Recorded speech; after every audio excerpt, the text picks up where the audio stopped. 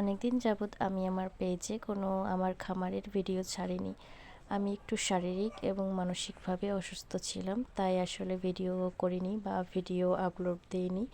তো যাই হোক, আপনারা সবাই কেমন আছেন? আলহামদুলিল্লাহ আমি ভালো আছি। আমার সেই ছোট্ট হাঁসের বাচ্চাগুলো দেখুন, আলহামদুলিল্লাহ কত বড় হয়ে গেছে।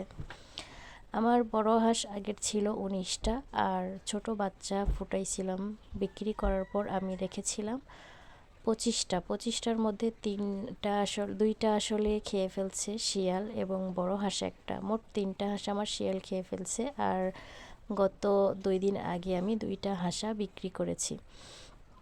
আলহামদুলিল্লাহ। এই দেখুন, এই 6 ফিট নেটের ওপর দিয়ে শিয়াল এই ধানবাড়ি থেকে লাফ দিয়ে আমার 3 দিন 3টা হাঁস খেয়ে ফেলছে। তাই আবারও ওপর দিয়ে আরও বড় করে নেট বাড়তি করে দেওয়া হয়েছে।